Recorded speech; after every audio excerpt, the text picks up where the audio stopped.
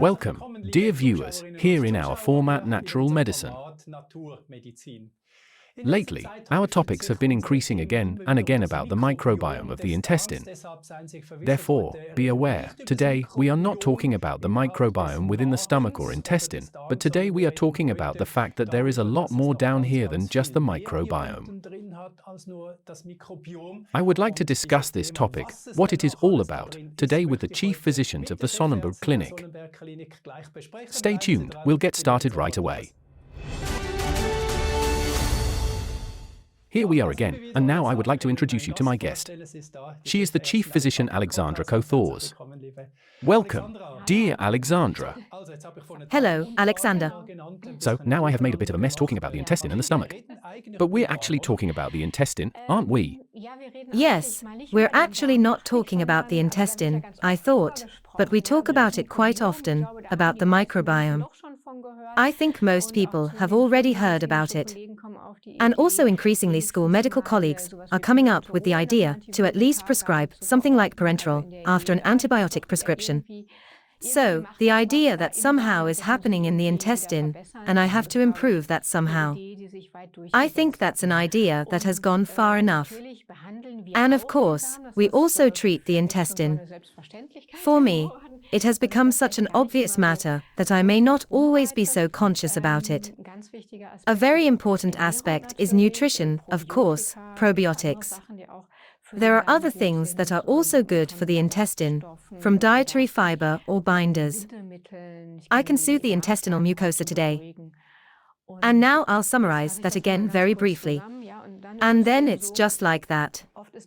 Often the stool is already quite good, or regularly shaped every day. Very wonderful. And yet the patient may still have here and there. I always have a cramp in my stomach, or sometimes it gets big. And yes, what else can you do? And that's why I think it's really important to say, hey, the stomach doesn't just consist of the intestine. So if I have stomach complaints, then it's not always just the microbiome that may not be ticking properly. Yes, of course I'm not allowed to not treat that or ignore it. But in the stomach, I still have a lot more. Yes, sometimes a nausea after eating can have to do with the liver. Does the gallbladder produce enough juice? Or maybe even too much? Do I have the right pH value in my stomach? Also something that is taken into account quite often in the alternative scene. I keep hearing that I have too little gastric acid. Exactly. Most people assume that we have too much gastric acid. Then there are these proton pump blockers. And then at least you don't have a heat burn anymore. But you also have to consider the gastric acid that goes into the esophagus. Is it really too much gastric acid? Or is it just in the wrong place? Yes, I can also just have a loose stomach entrance. When you come from a gastroscopy, it's called a gaping cardia. It's just open. It's not tightened. Then the gastric acid can go up. And then there's a proton pump blocker, Nexium pantoprazole, or something like that. And that's the therapy. I have to say, that's where it starts. You usually start the viscous circle there. Why do I even have the gaping gastric entrance? And why does the stomach produce, if it produces too much acid, too much acid? Good questions. Exactly. Of course, it also depends on what I eat. Then the pressure ratios in the stomach are simply different. If I combine heavy food with sweet, if I have a pork chop and a sweet dessert afterwards, then I also have pressure in the stomach. The whole thing also opens up at the top. But sometimes it's just something like nitrosative stress. Nitrosative stress means the body produces too much NO gas. And that makes flat musculature. That's the musculature that's deep in the intestines and small vessels. And then my stomach can also have a gaping gastric entrance. But that's actually good, when the elasticity increases due to the nitrogen, right? No, the elasticity doesn't increase, but it just gets loose. The musculature becomes loose, then the gastric acid can penetrate upwards. Then you can give B12. That's not always easy either. You have to look at which one and where the generator is. We're coming from Hoxton to Stockskin right now. For example, the unstable cervical spine can play a role that the stomach is open, so to speak. Only one possibility. Why? And the other problem is, if you just give an acid blocker, that the stomach, in the stomach wall, is just a pump, which is inhibited by this drug. The pump brings, so to speak, two parts of acid into the stomach, one part of base into the blood. And if it produces a lot of acid, that also means that it needs a lot of base in the blood. Because the blood pH value, that's like a commandment in the body, should always be neutral. Yes, if there's a shift, I'm usually seriously ill. Then I have a real kidney failure, insufficiency of breathing. Then I'm just before the intensive care unit. So it's regulated so strictly in the body that this pH value is always in a certain range. But that's something different now than when we talk about tissue acidification in alternative medicine. That's in the tissue. But even there, the base may be needed. If I block the way with the proton pump blocker, then the body gets the bases somewhere else, for example as calcium from the bones. That's one possibility. So, those are just things that can happen in the stomach. If, of course, the acid ratios are not right here, then I don't have a good digestion either. This then leads to stomach problems. Proton pump blocker. If I get AB12 deficiency, I've already maintained my viscous circle. But also iron and other nutrients can be absorbed worse. Then I have a jump here of actually sour gastric juice. If I have to digest it in a fairly short time, the next thing is the duodenum. I have to make sure that I get a pH jump of about 6 points. That it becomes slightly alkaline. Only then do our digestive enzymes work properly. Then I have a better absorption of the food again, thereby also a better utilization of the food. These are just things from the gallbladder juice and also from the pancreas. My eyes are getting bigger and bigger because it's all so complicated. And if I have to talk to you like that, then I have to say, my God, I thought I knew some. No. Yes, I can talk about it for a long time. The pancreas is likely overlooked that something is not right there. The pancreas is often weak. Since I've been measuring it, I'm amazed how often I measure that it's weak. Now I have a patient who has had a conspicuous stool and problems for years. Where I have to say, someone could have found that she has a weak pancreas. Then we examined it. Classically school medicine. And that was enormous. Then I just assigned pancreas enzymes. And now she is able to have a normal gut feeling again, to absorb the nutrients. But here, too, you could say, we are still on the symptom level, in my opinion. Because why does the pancreas have this weakness? And usually the pancreas can regenerate well again when you detoxify. The glandular organs, they are likely to accumulate toxins. And when I detoxify them, they work better again. With almost all of them so far, I'm just thinking if I couldn't do it with one. I was able to improve the pancreas to normalize it. And I have to say, I used to learn it very differently. What's broken there, it's broken. But now I would say, we can manage. There are things that are really difficult to treat. Well, then we have the pancreas that is in the pancreas and is digested. And then it goes on. And then I said, I don't even want to talk about the pancreas. But what happens after that? After the things are encrypted, they go through the gut into the blood. That means I have about 90% of all the blood from the gut with all the nutrients, maybe also toxins, or depending on how permeable the gut is, they go into the liver. The liver is a collection tank for everything. It makes the things small, tries to deacidify them, tries to detoxify, and then prepares them for the organs, if it is then further distributed to the body. The fats go there, the amino acids go there, and so on. And then, as I said, we usually also take toxins over the mouth, whether it is food or other things. The liver tries to give it away again, over the gallbladder, into the intestine. Now we have the next problem. The patient eats well, the patient takes probiotics, and we do a lot of great things for the intestine, but he always has complaints. Then I tell my patients, they are detoxifying right now. They always have toxins over the gallbladder, into the intestine. So that means they always have a stimulus. It's a bit of a wrong idea if you always say, we're going to build up the intestine now and then everything is fine, and then they don't have the complaints anymore. But as long as I detoxify, I also pack stimulating substances into the intestine again. You have to consider that too. I can't say, oh, our intestinal cell lives for weeks, we're going to build up the intestine in 4 weeks. That's a time that is offered a lot of cakes. I have to treat the intestine well as long as I detoxify. Strictly speaking, beyond that. But that also plays a role. I have to bind the toxins in the intestine so that they can't irritate again. With dietary fiber? For example, there are also zeolites and humic acids. There are ways to bind them. We have a very specific preparation, a liquid that is placed like a natural barrier over the intestine and imitates the natural permeability. Things that would now go through a leaky gut no longer go through.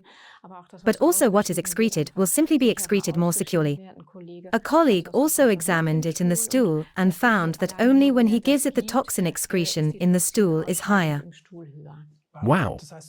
That means that with the leaky gut you can react immediately with such substances. Exactly. And then we are still talking about the intestine. Many people don't know that we have an intestinal mesentery. Have you ever heard of it? I would have thought it was this back and forth, right? Exactly, that's it. In technical Chinese it's called mesenterium. Do you have a sheet for me? Sure. The mesenterium is folded like a sheet, and then there is a point where it is hung up and the intestine is attached to it. It doesn't swim through there, but it is attached to it. And when the nutrients from the intestine, or everything else are excreted, they are collected here. So here I have a connective tissue shell with blood vessels, veins, arteries, nerves and lymph nodes. And there can also be something in here. So I have a lymph system with lymph nodes where I can have toxins in it, where I can have viruses in it. And also directly in the intestinal wall I also have these Payer plaque, i.e. immune cells. They also inform the upper mucous membranes of the immune system, for example build these immune cells. There is regular communication. And this is also something that is often not discussed, and in my opinion, is neglected a bit too much. This lymph system and what it can do. And also the nerves in the intestine. The nerves in the intestine weigh, if you put them together on a heap, then they should have about this mass and weigh 1.2 kilograms.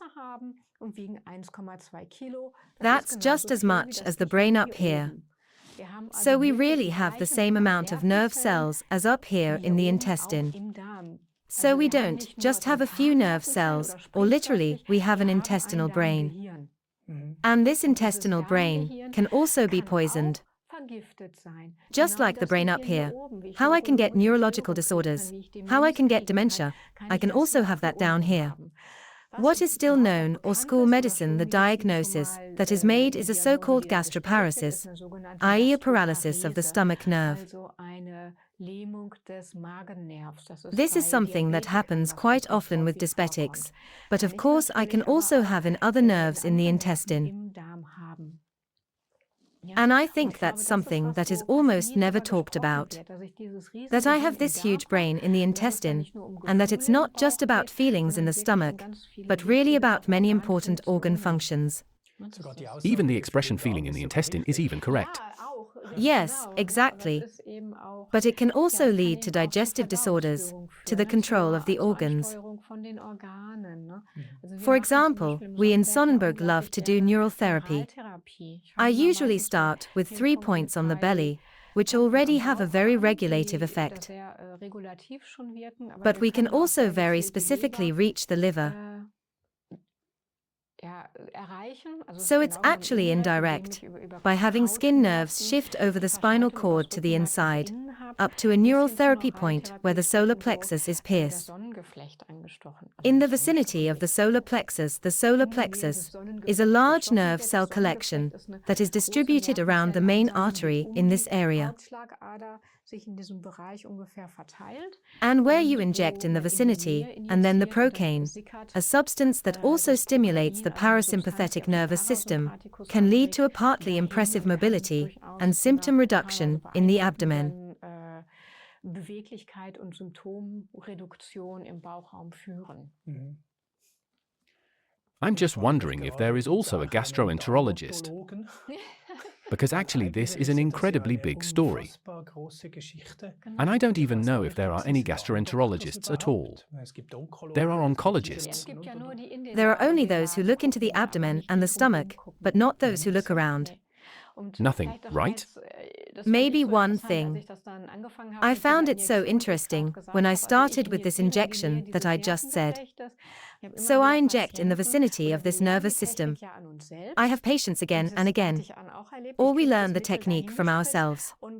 And I also experience that.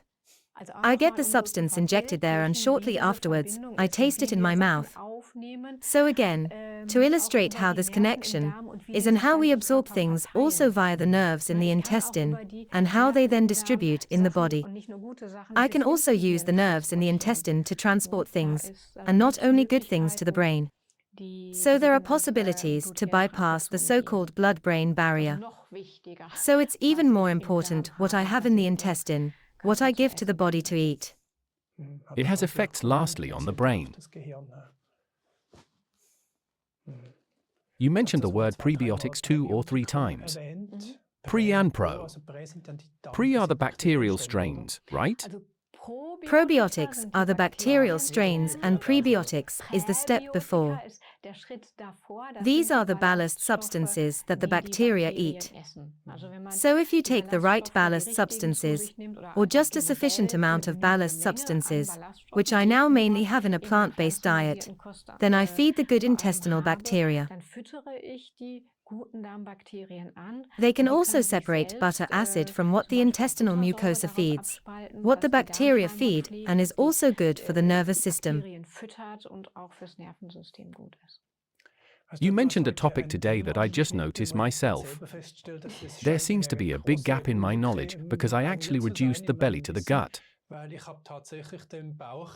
I reduced the intestine like everyone else. And then mainly on the microbiome. But how complicated it all is.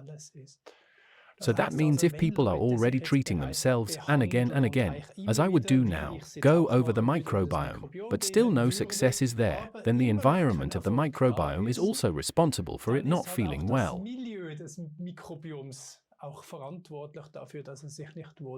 And here you could do something. Always do something. In any case, you can do something.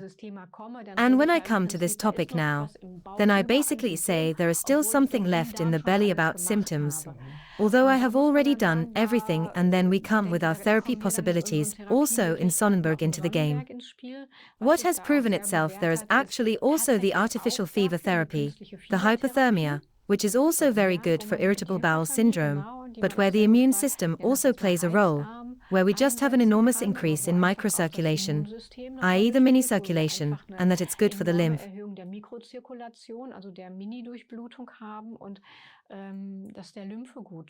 Just like we have a PAPAMI, an ion induction device, and can simply shoot electrons into the abdomen. The nerve system in the abdomen, of course, also benefits. Or just local overheating treatment to simply stimulate lymph flow, liver metabolism. You just have to say, there are many cases where you can't just treat them with supplements or nutrition. So never give up. There is always a way to get out of misery. You just have to stick to it, be smart, or just catch a broadcast like we're doing today and see that there are still experts who see more in the abdominal region than just the intestine. Thank you very much. That was for you, ladies and gentlemen, viewers, the chief physicians of the Sonnenberg Clinic, who gave us a little half an hour of teaching. It was a lecture for me. I still haven't understood all these connections. Also a big topic, the many pH values that we have in our body. When this gastric acid goes up and down again, it's so complex. It's purely biochemical. A fascinating world, isn't it? Definitely. You feel comfortable in this area because so many causes are found here and the patient is simply happy afterwards. I think if you've been through this and see the success, then the job you're doing is a job and a beautiful thing. I have to be honest. Since I've been able to do this medicine the way I do it now, I'm happy with my career choice. As long as I was in the hospital, I've said to myself, what I'm doing here isn't enough, or what I can help with. The success wasn't enough for me. Now I can say I'm satisfied as a doctor again. Great. I wish you all the best. Thank you, Alexandra. Thank you. See you next time. Goodbye.